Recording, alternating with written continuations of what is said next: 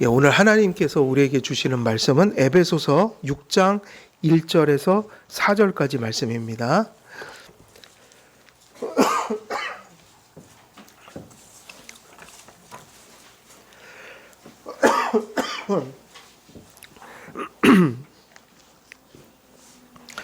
제가 봉독해 드리도록 하겠습니다. 자녀들아, 주 안에서 너희 부모에게 순종하라. 이것이 옳으니라. 내 아버지와 어머니를 공경하라. 이것은 약속이 있는 첫 계명이니 이로써 내가 잘 되고 땅에서 장수하리라. 또 아비들아, 너희 자녀를 노엽게 하지 말고 오직 주의 교훈과 훈계로 양육하라. 아멘. 예. 오늘은 이제 6장 2절의 하반절을 볼 이제 차례입니다. 그래서 우리가 지난 시간까지 내 아버지와 어머니를 공경하라, 이제 그 공경에 대해서 지난주에 말씀을 드렸고요. 오늘은 하반절이에요. 그래서 그 하반절에 무슨 얘기가 나오냐면 첫 계명, 그러니까 약속이 있는 첫 계명이라고 했어요. 이것을. 그러니까 부모를 공경하는 이 계명을 그냥 계명이라고 얘기한 게 아니라 무슨 계명이라고 했어요? 약속이 있는 첫 계명이다. 그래서 그 약속이 있는 첫 계명이라는 것이 무슨 의미일까? 저희들이 좀 살펴봐야 할 것입니다. 그래서 하반절 이제 들어가는데 내용을 보게 되면은 바울은 앞에서 얘기했던 그런 의미에서 공경을 얘기하고 그 공경의 한 실천 덕목으로서 무엇을 얘기했어요? 순종이요. 그러니까 뭐 부모를 공경하는 건 순종만 있는 건 아니에요. 그죠? 순종만 있는 건 아니고 무지 많은 게 들어 있는데 그 가운데 제일 중요한 게 뭐라는 거예요? 순종이죠. 그러니까 순종도 안 하면 다른 거는 다 못한다는 얘기예요. 그러니까 공경에 있어서 가장 중요한 덕을 순종으로 놓은 거예요. 근데 믿음도 똑같지 않습니까? 부모 자식 관계에서 하나님 자녀 관계를 하나님이 아버지 되시고 우리가 자녀 된다는 걸 배우는 것이기도 해요. 왜냐하면은 믿음 속에서도 믿음을 통해 하나님을 사랑하고 하나님을 섬기는 일이 어디 순종만 있겠어요. 수많은 덕목이 있을 거 아니에요? 근데 성경은 딱 그렇게 요약을 해버린다고요. 뭐라고 요약하죠? 믿고 순종하라. 그게 뭐 하는 거예요? 하나님을 기쁘시게 해드리는 것이다. 그래서 성경은 두 가지를 그냥 그렇게 요약해버려요. 믿고 순종하는 거. 그래서 그 하나님과의 관계가 그렇다면 부모 자녀 관계도 다를 바는 없어요. 부모를 공경하는 건 뭐로 나타나야 되냐면 순종을 빼고는 얘기할 수가 없는 거예요. 그래서 바울은 이런 의미를 담아 부모 공경을 이제 그 하반절로 넘어가면 무엇이라고 요약했죠? 또 약속이 있는 계명이다. 바울의 이 표현에 대해서 주석가들은 몇 가지 해석상의 어려움을 느껴요. 왜냐하면 이유가 뭘까요? 약속 있는 첫 계명이 부모를 공경하는 것이다 이렇게 얘기를 하면 조금 이 해석이 쉽지 않다는 얘기예요. 그래서 교회는 교회사 속에서는 이걸 정리해놨다고요. 이 어려운 걸 어려우니까 혼자 이걸 해석을 못할 거 아니에요.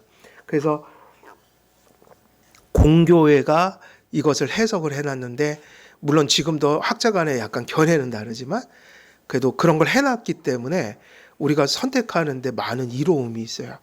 그래서 이 약속이 있는 첫 계명이 뭐냐?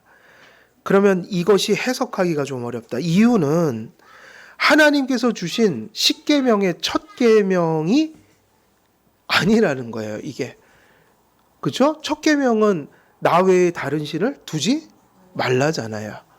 그러니까 이 계명이 십계명의 첫 번째 나오는 계명도 아닐 뿐더러 약속을 가진 첫 계명이라고 이렇게 말을 할 때 헷갈리게 만드는 부분이 있다. 이유는 뭐냐면 두 번째 계명 속에도 약속 비슷한 것이 들어있기 때문이에요. 왜 그 얘기 나오잖아요. 내가 천대까지 은혜를 베풀리라. 그러니까 우상 숭배하지 말라는 계명 속에서. 그래서 10계명의 첫 계명도 아니고 약속을 가진 첫 계명도 아니라고 생각할 수 있기 때문에 헷갈려진다는 얘기예요. 부모 공경에 대한 계명은 1계명도 아니며 제2계명에도 약속이라는 게 첨부되어 있는 듯하기 때문에 따라서 주석가들은 부모 공경에 대한 계명이 이제 여러 가지로 이야기가 나오게 된 거예요. 그러면 이제 이걸 해결하는 우리가 보통 그래도 우리가 받아들일 만한 몇 가지 해석. 그러니까 이게 꼭 잘못됐고 이렇게 하면 안 되고요. 그래서 이런 건 달라도 이단이 아니라고요. 이거는 성경 자체가 하나님이 계시를 주실 때 우리가 열심히 하나님 말씀을 읽다 보면 그 정도는 나올 수 있는 이야기다. 근데 이제 우리가 그 가운데서 한 해를 선택해야 되겠죠. 그래서 이제 그런 의미들을 얘기하고 있는 건데, 그러다 보니까 어떤 주석가들은 부모 공경에 대한 계명이 둘째 돌판에서 첫 번째 계명이라는 의미로 첫 계명이라는 말로 표현되었다고 생각했다. 그럼 이게 무슨 얘기죠? 부모 공경에 대한 계명이 둘째 돌판에서 첫 번째 계명이라는 의미로. 이거는 무슨 의미죠? 부모 공경이라는 것을 둘째 돌판에다 놓지 않고 어디다 둔 거예요? 그래서 실제로 이런 해석들이 있다고요. 그러니까 부모 공경은 그게 인간 관계의 사랑을 얘기하지 않고 하나님 사랑을 얘기하고 있다. 왜 그런 해석을 한 사람들이 있을까요? 왜 그렇게? 이유는 부모 공경하라는 건 특히 부모가 누구를 대리하기 때문에 그런 거예요. 양육을 하나님이 하시는데 부모가 그렇게 중요하다. 이유가 뭐냐면 내가 그 부모를 통해서 너희들을 낳게 했고 기르는 것이다. 그런 의미에서 대리자. 그러므로 이 계명이 여기까지, 그러니까 이게 이상한 사람들이 해석한 게 아니라고요. 그 공교회 속에서 이런 해석들이 있었다고요. 그러면 이렇게 한 이유는 이 계명이 그렇게까지 해석이 되는 건 일리가 있는 얘기거든요. 대리자였기 때문이다. 그러니까 이 부모 공경의 계명은 엄청 엄중한 계명이라 이거예요. 심지어 사람들이 첫째 돌판에다 넣을까 고민까지 했던 계명이란 말이에요. 그러니까 오늘날 우리가 부모를 대하는 태도는, 그러니까 성경대로 하면 몹시 이 시대가 성경과 거리가 먼 삶을 살고 있다. 그러니까 부모에 대해서 우리가 가져야 되는 도덕성, 부모에 대해서 가져야 되는 사랑, 부모에 대해서 가져야 되는 그 감사함, 그리고 그것을 그냥 인간적인 사랑으로 생각하는 게 아니라 하나님의 대리자라는 거. 하나님이 양육하시라고 보내주신 분들이다, 나를. 그러니까 내가 그분들이 없었으면 존재할 수가 없었다. 이런 거요. 그러니까 세상의 문화, 세상의 대중적인 인식, 세상의 윤리, 이런 것들은 그대로 성경에 가져올 수가 없는 거예요. 그러니까 교회는 다른 게 맞아요. 그러니까 그걸 힘들다고 하면 안 되고요. 그게 맞다고 해야 된다고요. 어떻게 그걸 성경이 그런 하나님 없는 세상과 동일할 수 있냔 말이에요. 그래서 누군가 교회의 일원이 되는 순간 자기는 거룩해진 존재라는 걸 기억해야 돼요. 세상을 그대로 따라갈 수 없는 존재들이란 말이에요. 그런 식으로 따지면 소아시아 7교회에 있었던 초대교회의 핍박과 고난은 지금도 있는 거예요. 누가 우리를 죽이지 않을 뿐이지 우리는 여전히 그 하나님의 말씀과 상충된 그 조류들과 풍속들과 늘 여전히 충돌하고 있다.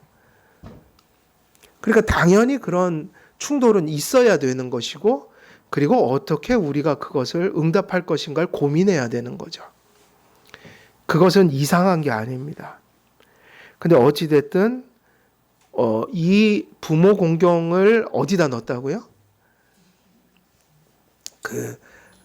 첫 계명에다 넣는 분류 방법이 있었단 얘기예요. 그러니까 10계명 분류 방법은 천주교하고 우리 달라요. 또 다양하다고요. 천주교하고 우리는 계명을 분류하는 방법이 달라요. 유대인은 어떨까요? 유대교도 달라요. 그 분류 방법이 달라요. 우리는 종교 개혁의 것을 따르고 있는 거예요. 가능하면. 그래서 주석가들의 이런저런 걸 몇 개 소개시켜 드리지만 가장 개혁주의적인 걸 이제 소개시켜 드릴 거예요. 두 번째는 어떤 주석가는 10계명 중에 이 계명이 약속이 있는 계명으로서 첫 계명이라고 생각해요. 그러니까 두 번째 계명에 있는 건 약속은 아니라고 보는 거예요. 약속은 아니다. 그러니까 여기서 얘기하는 부모 공경을 얘기할 때 주신 그런 방식의 약속은 아니다. 그러니까 첫 계명은 아니지만 뭐가 달려 있어서 첫 계명이라는 거예요. 약속이 있는 첫 계명으로서는 이 계명이 첫 계명이다. 그렇게 해석하는 게 있고요. 그다음에 또 어떤 주석가들은 이 계명을 모세에게 주신 10계명 외에 모든 것을 통틀어 가리킨다고 보고 그 모든 하나님의 법들 중에 10계명 전체를 첫째라고 일컫는 것이다. 그러면 이게 무슨 얘기냐면 모세가 받은 율법은 10계명만이 아니잖아요. 도덕법만이 아니라 의식법도 있었고 시민법도 있었고 그 안에 규례들이 되게 많았다고요. 그러니까 그것들 중에 첫째는 뭐인 거예요, 사실은. 의식법이에요, 시민법이에요, 도덕법이에요. 도덕법이라고요. 그래서 원래 우리가 칼빈의 주석을 보면요, 도덕법 밑에다 시민법을 다 분리해 놨다고요. 이유가 뭐냐면 모든 도덕법들은 여기 시민법들은 어디에 근거해서 구체화한 거예요? 어디에 근거해서? 10계명이요. 그래서 시민법은 사라졌거든요. 구체적인 것. 근데 시민법의 정신도 뭐인 거예요? 10계명 정신이라고요. 그러니까 10계명은 뭐와 비슷하냐면 헌법 비슷한 거예요. 그리고 그 아래 수많은 구체적인 실정법들이 막 생기고 없어지고. 근데 실정법은 헌법의 정신에 위배되면 없어져야 돼요. 그래갖고 헌법 소원을 하잖아요. 무슨 법이 있다. 교통법규를 어기면 뭐 벌금을 물게 했다. 근데 주차 위반했더니 3천만 원 벌금을 부과했다. 이거 좀 이상하다. 이거 헌법에 맞는지 좀 알아봐야겠습니다. 그래서 보니까 이건 아니야. 정도가 지나치고 그리고 헌법적인 정신으로 보면 이거는 너무 과해. 이러면 없어지죠, 그게. 그러니까 시민법들은 찾아보면 다 1계명에 속한 시민법 다 뜯어다가 거기 밑에 소위 말하면 그 작은 제목들로 이렇게 또 만들어 놓고. 그러니까 결국은 10계명은 모세 시대 때도 모든 법들 중에 뭐냐면 첫째다. 10계명은. 그러니까 부모 공경의 이 계명이 어디에 속한 거예요? 10계명에 속한 거니까 첫째다. 뭐 이렇게 얘기했다는 거예요. 이 해석이 있는 거예요. 그리고 어떤 주석가들은 첫 계명이란 표현이 유대인들 안에서 어린아이들이 계명을 배울 때 이 계명을 첫 번째로 배우기 때문이다라고 얘기를 했는데 유대인들 저희는 잘 모르지만 이런 책 저런 책 살펴보면 이런 얘기를 주석가들이 자주 가르쳐 줘요. 유대인들이 아이들에게 하나님의 계명을 가르칠 때 저는 1계명인지 알았더니 그게 아니라 부모 공경 계명부터 가르친대요. 근데 그게 맞죠? 학교 가서 아이들이 누구한테 배우죠? 사실은 아이들은 부모가 최고죠. 근데 아이들을 학교 보낼 땐 그거부터 가르쳐야 되잖아요. 선생님 말씀 잘 들어라. 학교 보내면서도 내 말 잘 들어야 돼 그러면서 보내는 게 아니라 누구 말 잘 들으려고 하면서 보내요? 예, 이유가 뭐냐면 엄마들도 알잖아요. 학교에서는 학교 선생님 말씀을 들어야지 공부하니까. 당연한 얘기죠? 근데 여러분들이 하나님의 대리자란 말이에요. 부모는. 그러면 하나님이 결국 하나님을 잘 섬겨야 돼 얘기해 주는 건 누굴 통해서 배우는 거예요? 되게 중요한 얘기입니다. 부모들만이 하나님을 가르칠 수 있어요. 부모들이 우상 숭배하지 말라는 일계명을 가르치는 거예요. 근데 누구한테 배우냐면 아이들이 태어나서 부모한테요. 사실은 자녀들에게 있어서 그들이 물론 잘 가르쳐도 안 받아들이는 애들이 있고 잘 가르치지 않아도 또 잘하는 애들도 있더라고요. 그건 신기해요. 부모님은 엉망진창인데 심지어는 그 아이를 막 학대하고 그리고 또 부모님들이 몹시 잘못돼 있고 그런데 아이들은 또 반듯해요. 놀랄만치 반듯해요. 그 천성이에요, 천성. 근데 또 어떤 아이들은 부모가 아무리 잘 가르쳐도 또 엉망인 자녀들이 있어요. 근데 이런 자녀도 있고 저런 자녀도 있지만 부모가 할 일은 뭐죠? 그걸 생각하면 안 되죠. 가르쳐 갖고 잘 되냐, 안 가르치면 뭐 가르쳐도 안 들을 거냐 이런 게 아니라 우리가 할 일은 잘 가르치는 길밖에 없어요. 그게 맞죠? 그러니까 예외적인 거 빼고 보통은 결국 자녀의 신앙은 누구에게 달린 거예요? 그렇게 생각하고 가야 돼요. 자녀들은 내가 교육한 것만큼 지금 서 있는 거예요. 그러니까 교육한 것만큼 혹은 교육을 잘했다면 그 아이들이 받아들인 것만큼. 근데 책임은 거기에 가 있다. 그러니까 이게 중요한 거예요. 교육을 해도 열매가 안 맺힐 수 있고 맺힐 수는 있는데 그건 하나님께 달린 거고요. 그리고 그 아이의 책임이고요. 그리고 부모들은 그걸 묻는 거예요. 신앙도 도덕도 그리고 살아가는 그 모든 필요한 것들을 최선으로 전달했느냐를 묻는 거예요. 그래서 안 된 것이 책임이 아닐 수도 있지만 전달을 안 해서 안 된 건 내 책임인 거죠. 그건 회개해야죠. 그리고 지금이라도 가르쳐야죠. 그런데 중요한 건 뭐냐? 중요한 건 결국 자녀들은 누가 가르치도록 만드셨어요? 부모예요. 그러니까 유대인들이 이 계명을 먼저 가르쳤다는 건 좀 이해는 돼요. 주석들이 지금 유대 문화를 많이 이렇게 풀어놓질 않아서 여기까지 저도 얘기를 하고 나머지는 좀 추측이지만 유대인들이 왜 1계명을 안 가르치고 우리대로 하면 6계명을 가르친 거잖아요. 제6계명.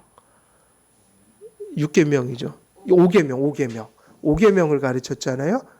5계명이죠. 그럼 왜 5계명을 가르쳤을까요? 중요하죠. 부모가 하나님 우상 숭배하지 말라고 가르쳐야 되니까 부모 말을 일단 안 받아들이면 하나님 말씀 안 받아들인다는 얘기예요. 그러니까 제일 먼저 가르쳐야 되는 건 뭐죠? 똑같죠?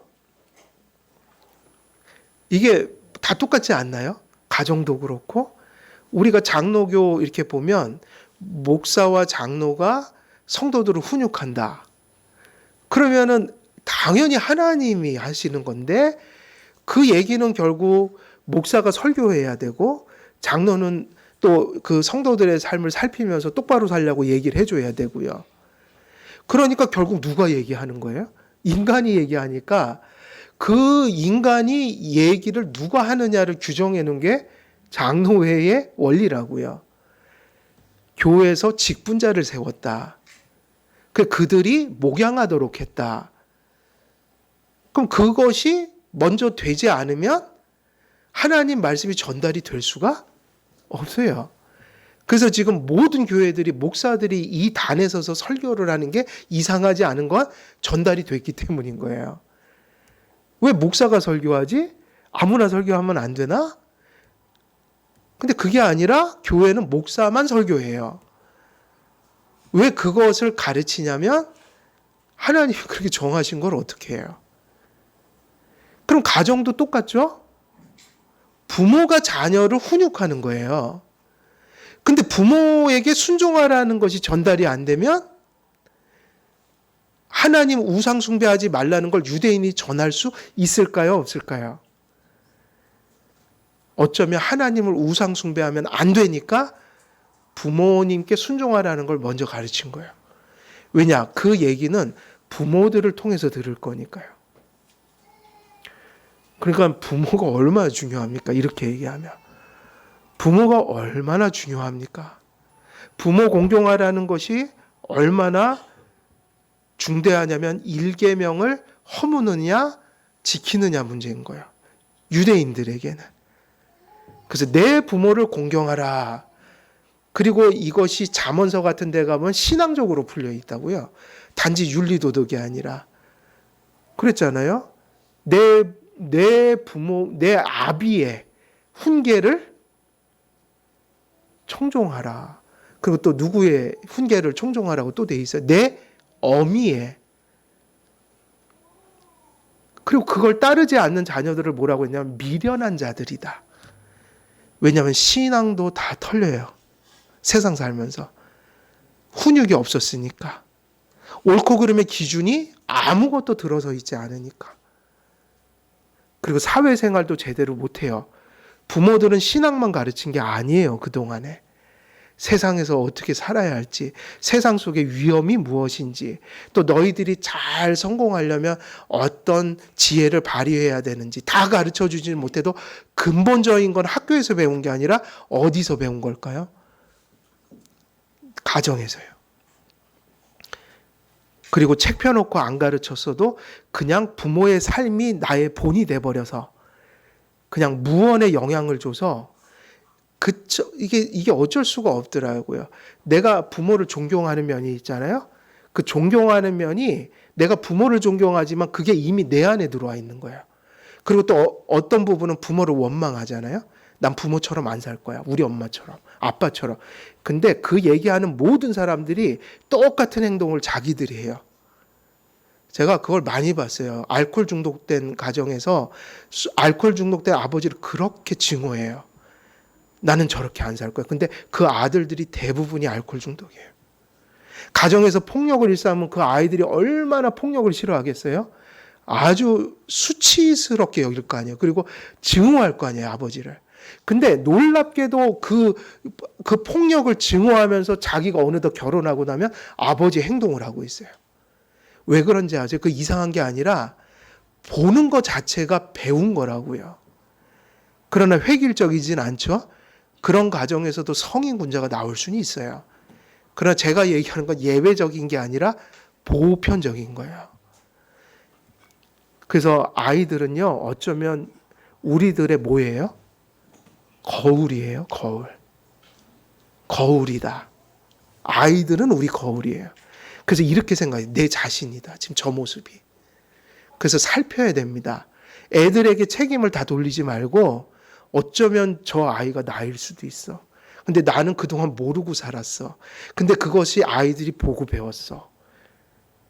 근데 사실은 그런 게 많지 않아요? 우리가 잘못을 인정 안 하고 산단 말이에요. 근데 저는 제일 무서운 게 그거라고 봐요. 그냥 보고 배우는 거. 그리고 가장 좋은 훈육 방법도 보여주는 거예요, 그냥. 이래라 저래라 막 잔소리하는 게 아니라 예를 들면 주일 성수도 똑같아요. 주일 성수를 목숨처럼 여기면 그걸 어렸을 때 보잖아요. 그러니까 강요하지 말고요. 강요하는 게 아니라 그냥 보면 아이들 속에는요. 그게 잘 전달되면 그게 너무 좋은 가치로 아버지는 하라고 뭐 이래라 저래라 한 적이 없는데 놀랍게도 그 아이들도 크면 주일 성수는 하나님 앞에 반드시 성실히 해야 돼라는 거를 가르쳐서 하는 게 아니라 보고 영향을 받은 거라고요. 나쁜 거 영향 많이 받아요, 우리에게요. 근데 좋은 것도 영향받아서 되는 거예요. 그래서 여러분, 자녀들을 가르치는 최고의 방식은 그 가치가 옳다는 걸 내가 행하는 거예요. 가정교육은 책 펴놓고 가르치는 거 아닙니다. 내가 한 만큼 자녀들도 할 수 있는 거고 내가 못하는 걸 또 자녀들에게 어떻게 하라고 강요를 해요. 그러니까 딱 나만큼 가르치는 게 가정교육이라고요. 정말 그렇더라고요. 한계가 있는 거예요. 그러나 그 한계를 최선을 다해서 하면 되는 거예요. 우리도 한계가 있으니까요. 항상 사실은 자녀의 교육은 우리가 끊임없이 배우는 것이 속에서 나온다고 봐야 돼요.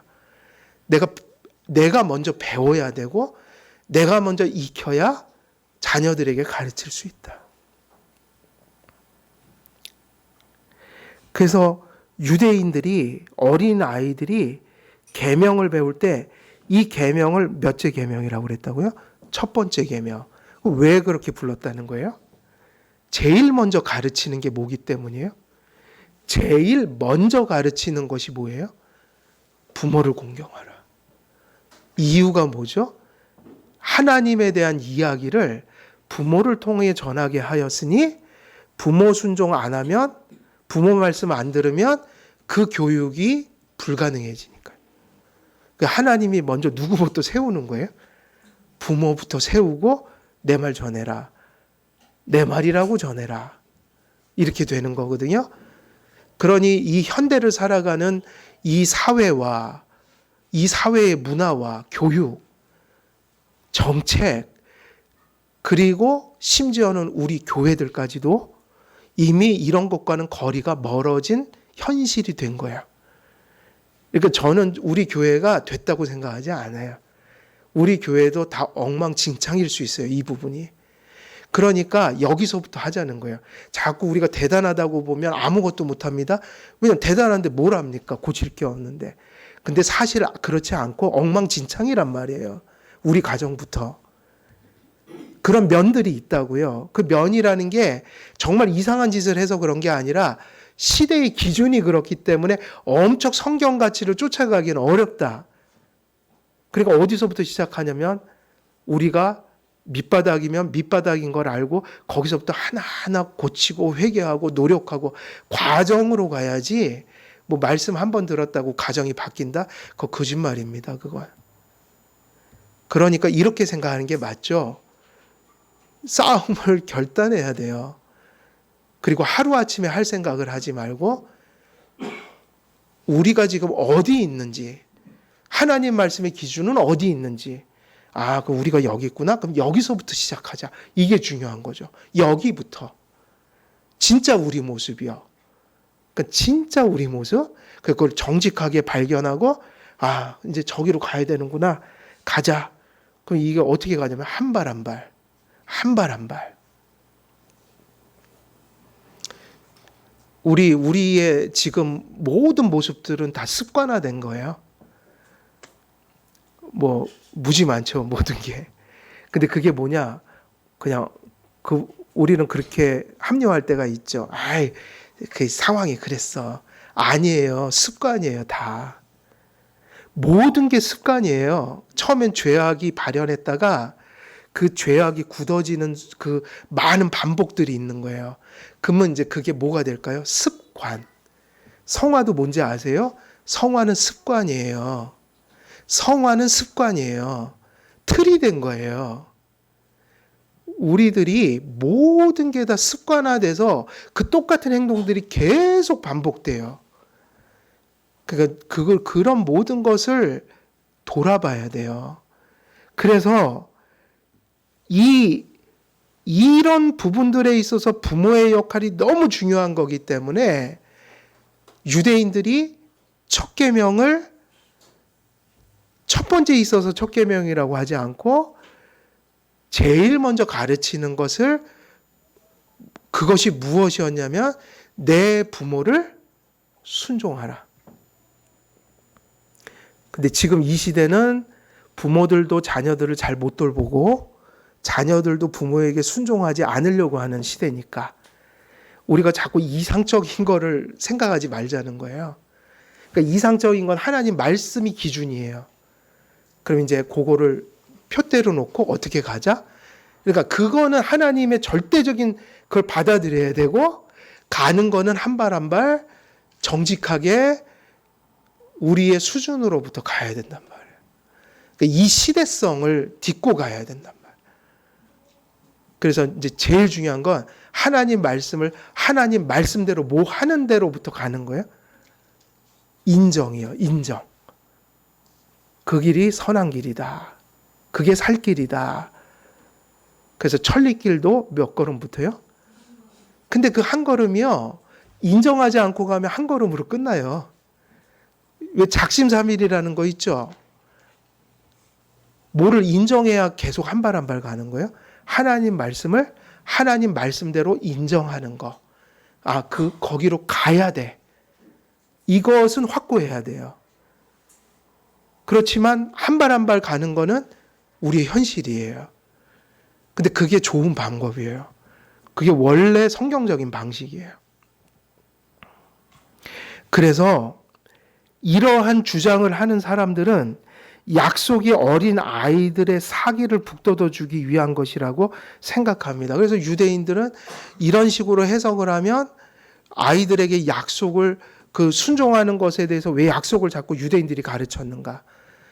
그걸 동기부여한다고 그러잖아요. 자꾸 그쪽으로 가는 것이 좋아.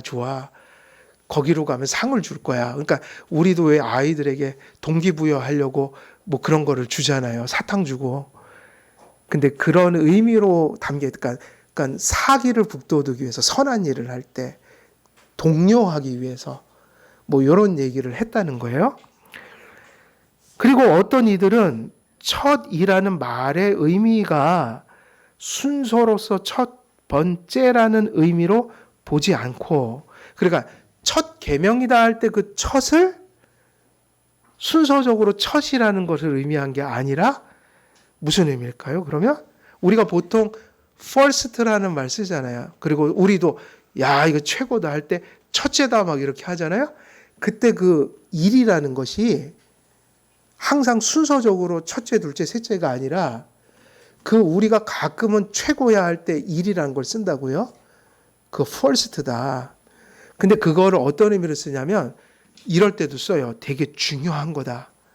대단한 거다. 이것이 최고다 이런 거예요. 가치적인 면에서 순서적인 게 아니라. 그러니까 이 첫 번째란 의미가 순서로서 첫째라고 얘기하지 않고 이 단어가 가지고 있는 주요한 혹은 중요한 혹은 최고의란 의미로 이걸 해석합니다. 이렇게 해석될 때 이 계명이 어떤 의미로 전달됐냐면 몹시도 중요한 계명이야. 이거를 첫 계명이라는 말로 표현했을 수도 있다. 그럼 여기까지 거의 뭐 주석에 나올 만한 건 다 전해드렸는데 여기서 우리가 하나를 취하긴 해요. 그러나 다른 것들 속에 지금 설명한 것들이 다 같이 이렇게 함축될 수 있을까요? 없을까요?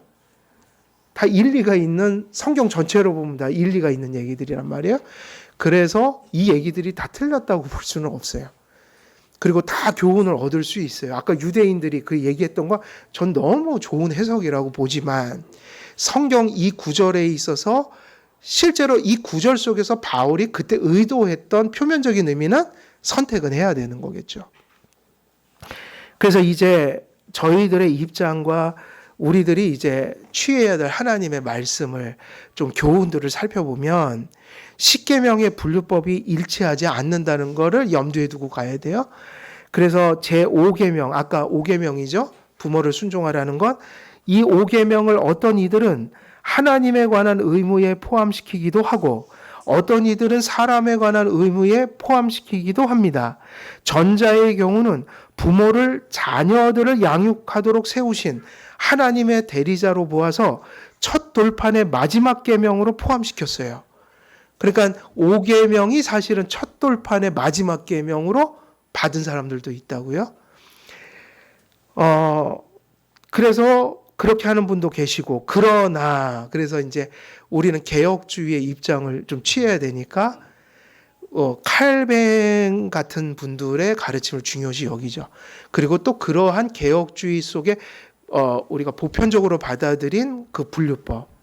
그러면 우리 입장은, 우리가 받아들일 만한 가장 좋은 입장은 첫 돌판에 몇 계명까지 넣는 걸까요? 첫 계명에 제4계명이요. 그리고 둘째 돌판에다 5계명부터 10계명까지. 그러면 사실은 둘째 돌판은 몇 가지가 되는 거예요? 그래서 5가지가 아니라 4가지, 6가지가 되죠. 근데 가끔 잊어버릴 때 있어요, 저도. 다섯 가지라고 가끔 착각하고 또 잊어버리고 그럴 때 있는데 아니죠. 4개, 6개죠. 예. 부모 공경은 사람과 사람 관계에서 사랑의 질서를 가르친다고 보기 때문에 이것이 가장 중요하기 때문에 그래서 그거를 하나님 쪽으로 놓지 않고 그 인간 관계로 놓는다. 그래서 개혁주의자들의 특별히 칼뱅에 따르면 이 교부들의 책들을 보면 그런 분류들이 있고 그리고 어거스틴도 이 분류법을 따르고 있고 그리고 단지 과거에 했기 때문에 따른 게 아니라 성경을 치밀하게 해석하면서 개혁주의 안에 이러한 판단을 내리게 됐으니까 저희들도 이제 이 분류법에 근거해서 이제 설교를 하게 되겠죠. 여러 해석들이 나름대로 그렇게 추론되는 근거들을 다 부분적으로 가지고 있지만 우리는 다음과 같은 해석에 머물고자 합니다. 그러니까 이렇게 머무는 거지 부정하는 건 아니에요. 막 극단적으로. 그래서 그런 얘기를 하더라도 뭐 너는 잘못돼서 이러면 안 되겠죠. 그렇지만 우리의 입장은 여기에 머물겠다. 그래서 우리는 다음과 같은 해석에 머물고자 합니다. 바울이 약속 있는 첫 계명이라고 표현할 때 칼뱅이 주장한 일반적이고 가장 타당한 십계명 분류법에 따르면 사람과 사람 사이에 따라야 할 계명으로서 부모 공경의 계명은 몇째 돌판에서 첫째 계명이라고 얘기했겠어요, 바울이? 둘째 돌판에 있는 계명 중에 첫 계명이다. 이렇게 보는 게 가장 좋아요. 그래서 그 부분에 있어서는 별로 문제될 게 없는 거죠. 그렇다면. 그래서 바울이 첫 계명이라고 얘기한 게 잘못된 게 아니다. 둘째 돌판의 첫 계명이다. 그 다음에 바울은 하나님을 경외함으로 사람과 사람 사이에 지켜야 할 그리스도인의 생활 원리를 교훈하고 있는데 먼저는 부부 관계에서 그리고 부모와 자녀 관계에서 그리고 주인과 종의 관계에서 교훈하고 있어요. 바울은 가정과 사회에서 그리고 그리스도인들이 추구할 인간 관계의 도리와 사랑을 교훈하고 있습니다. 이런 교훈의 맥락들은 둘째 돌판을 향하고 있다고 볼 수 있겠죠. 그러니까 바울이 지금 이 본문 안에서 계속 부부관계, 부모와 자녀관계, 또 사회관계를 얘기할 때 일단 둘째 돌판을 염두에 두고 얘기하고 있다. 부모 순종에 대한 계명은 십계명 중에 둘째 돌판에 있어서 첫째 계명입니다. 그러나 여기에 또 한 가지 의미가 추가하게 되는데 둘째 돌판에서 첫 번째 계명인 이 계명이 무엇이 붙은 계명이기도 하다는 거예요. 약속이 붙은 계명이니까 약속이 붙은 첫 계명이다. 하나님께서는 이 계명에 약속을 덧붙이심으로 자녀들로 하여금 즐겁고 유쾌하게 순종하도록 교훈하셨습니다. 약속은 교육적 효과를 가져옵니다. 하나님께서는 명령의 약속을 더하여 명령의 조미료처럼 사용하실 때가 있다는 거예요. 그래서 약속은 공로가 아니에요. 우리가 보통 하나님이 상급이라는 얘기를 쓰잖아요. 상급 주신다. 근데 상급을 공로로 이해하면 안 돼요. 내가 이만큼 했으니까 주신 게 마땅하지가 아니라 원래는 안 주셔도 되는데 안 주셔도 될 걸 주시니까 상급도 은혜예요. 그리고 절대로 우리는 상급 받을 만한 완전한 순종을 할 수 있는 존재가 아니에요. 어떤 순간에도. 그러니까 상급을 얘기할 수는 있으나 그래서 저는 상급이란 말을 가급적 안 쓰거든요. 약속이라는 말이 조금 좋기는 한데 중요한 거는 뭐냐? 그거는 내가 뭘 잘해서 받는다고 생각하면 안 되고 안 줘도 될 걸 주셔서 우리로 하여금 더 잘 살도록 도와주시고 또 유익이 되도록 하려고 우리의 순종에 뭔가 좋은 걸 누리도록 해주셨다는 거예요. 근데 은혜 언약에서 그 은혜 언약의 상급의 본질은요, 사실은 이런저런 것 있겠죠, 그죠? 근데 제일 본질은 뭐냐면 은혜 언약 안에서 하나님의 구원을 지금 누리면서 사는 거예요. 그 상태. 그 상태가 최고의 뭐라고 볼 수 있어요? 순종에 대한 상급이라고 볼 수 있는데 어찌됐든 그것은 공로가 아니에요. 상급이라는 것은 안 줘도 될 거를 주셔서 우리가 더 복되도록 하시는 하나님의 은혜입니다. 그게. 그런데 우리가 순종을 할 때 그런 게 딸려온다는 거예요. 그게 같이. 왜 주는가? 내가 잘해서 완전한 존재를, 이게 아니라 순종하는 자에게 순종을 더 독려하기 위해서 그렇게 주신다는 거야. 그러므로 약속이 어떤 순종에 대한 공로처럼 여겨져서는 안 됩니다. 약속도 은혜로 주어집니다. 하나님 앞에 명령에 순종하는 것은 지극히 당연한 것입니다. 그러나 하나님께서는 당연한 순종에 뭐를 더하셔요? 약속을 혹은 상급이라고 부르는 것을 굳이 쓸 수는 있다. 성도들이 하나님의 계명을 지키는 본질적 이유는 하나님의 속성과 성품의 영광스러움을 사모하고 두려워하는 데 있어야 합니다. 우리는 그러한 하나님이심을 알기에 순종해야 되고 하나님의 속성과 성품에 부합한 우리들의 예배와 삶으로 하나님의 계명을 순종해야 합니다. 그러니까 상급 때문에 순종하는 건 아니어야 된다는 거예요. 근데 이 상급론도 상당히 조심해야 될 부분인데 만일 이 상급을 기복신학으로 가져가면 어떻게 될까요? 내가 순종하면 사업이 잘 되고 내가 순종하면 아이들 성적이 오르고 막 이런 거로 막 가져가잖아요. 그러면 그건 이제 되게 위험해져요. 그런 것을 의미하는 게 아니에요. 물론 물질적인 것도 주실 때가 있죠. 그러나 궁극적인 건 뭐냐면 우리가 받은 구원을 누리고 살게 하시는 거라고요. 누리고. 그래서 여러분 징계의 가장 큰 의미는 구원받았는데 구원받지 못한 자처럼 그러고 사는 거예요. 그게 뭐냐면 구원을 누리지 못한다. 왜 그런 분들 계시잖아요. 예수님 믿지만 하나님 앞에 거의 믿지 않는 것처럼 살아가는 분들이 있잖아요. 그러면 뭐를 못 누려요? 받은 구원을 실제로는 받아서 연약해서 지금 그런 일이 벌어지겠죠. 그런데 구원을 누리고 살지는 못해요. 그러니까는 집안에다가 양식을 쌓아놓고도 배고프다고 배쥐고 지금 그러고 있는 거예요. 그걸 몰라서. 그러니까 상급의 의미는 하나님이 주신 은혜 언약을 그 궁극적인 본질들을 누리는 거예요. 그걸 이런저런 모습으로 설명할 수는 있겠죠. 그래서 하나님의 거룩하시고 영광스러우심에 대한 믿음과 인식으로부터 우리가 순종을 즐겨야 하는 게 정상이지만 그러나 하나님은 우리의 연약함을 인하여 또 우리의 유익을 위하여 안 주셔도 될 것을 순종을 할 때마다 거기에 부어주신다. 그래서 순종하는 자는 복되어요. 순종하는 자 속에 평강이 있어요. 믿음이 있고 구원도 받았는데 순종을 안 하면 순종할 때까지는 괴로워요. 그래서 그거를 그렇게 얘기하죠. 그리스도와의 연합과 그리스도와의 교제를 누린다. 성찬에서 받는 거 있잖아요. 성찬에서 받는 주님과 우리의 교제 속에서 우리가 은혜 받았어 하는 게 그 극치예요. 우리가 순종할 때도 그런 은혜를 주셔요. 성찬을 할 때 막 그런 은혜를 받으려고 하잖아요. 하나님 앞에 순종을 하면 할수록 하나님은 우리에게 평강을 주셔요. 그래서 이상하게도 순종을 잘하면 신앙이 더 좋아져요. 이게 되게 같이 가는 거잖아요. 믿음에서 순종이 나오는 것이긴 한데 이상하게도 믿음에서 순종이 나오면 나올수록 믿음도 더 활력을 얻는다. 순종 없는 믿음은 활력이 없어요. 순종하는 믿음은 활력이 있어요. 근데 그거 자체가 어떻게 보면 상급이에요. 은혜 언약을 누리고 있다. 그럼 징계는 뭐죠? 누리지를 못한다.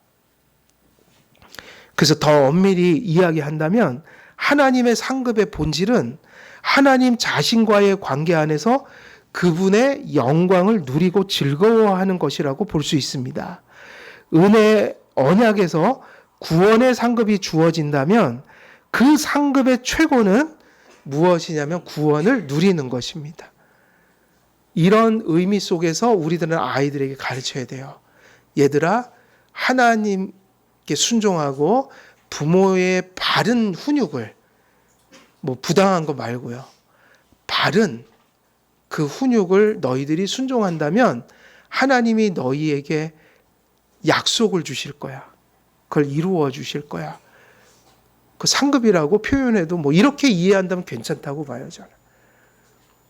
근데 이게 인간의 말이 아니라 우리의 바람이 아니라 지금 사도 바울이 선포하고 있어요.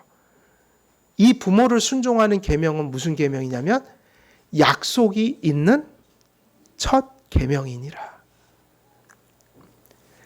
그래서 그 약속이 이 계명에 또 있다고 그랬잖아요. 그거는 또 다음 시간에 말씀드릴게요. 오늘은 다 지금 시간이 돼서 여기서 마쳐야 될 것 같아요. 그래서 지금 저희들이 전하고 있는 내용은 바울이 전하는 교훈을 얻기 위한 것인데 지금 그 교훈을 인식하려면 지금 이 첫 계명이 무슨 얘기인지를 먼저 인식을 해야 되기 때문에 이제 지금 계속 그 말씀을 설명하고 있는 겁니다. 그래서 우리가 오늘은 거기까지 전했어요. 첫 계명이라는 것이 이게 둘째 돌판에서 첫 계명이며 어떤 의미에서는 그 의미가 반드시 들어갑니다. 얼마나 중요했으면 이것이 그 소위 매우 중요한이라는 의미로 첫이라는 게 들어간 거예요. 단지 둘째 돌판에 첫 번째 써 있는 이 의미가 아니라 하나님께서 엄청나게 소중하게 여기시는 우리에게 엄중하게 명령하신 하나님의 계명이다. 그리고 그 계명 속에 무엇까지 붙어 있다고 그랬어요? 하나님의 약속이요. 되게 중요해지는 거죠. 지금 다 이 본문의 내용을 다 전달은 못했는데 또 시간이 됐으니 다음 주에 또 이어가도록 하겠습니다. 오늘 여기서 마치도록 하겠습니다. 제가 기도하겠습니다. 살아계신 하나님 아버지, 오늘도 약속이 있는 첫 계명이라는 주제로 또 하나님의 말씀을 전했습니다. 이 계명의 소중함, 이 계명을 지킬 때에 자녀들에게 임하는 축복들, 또 이 계명 속에 약속된 그 하나님의 풍성한 은혜들이 무엇인지를 우리가 잘 깨달을 수 있도록 은혜를 내려 주옵소서. 이 세상은 하나님의 말씀과 역행된 문화를 또 교육을 산출해 가고 있습니다. 우리 자녀들은 저 세상 속에 무방비로 노출되어 있습니다.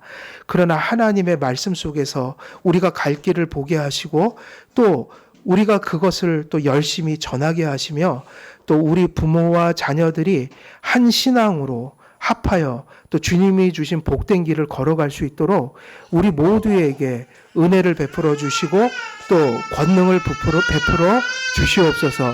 감사드리오며 우리 주 예수 그리스도의 이름으로 기도드리옵나이다. 아멘.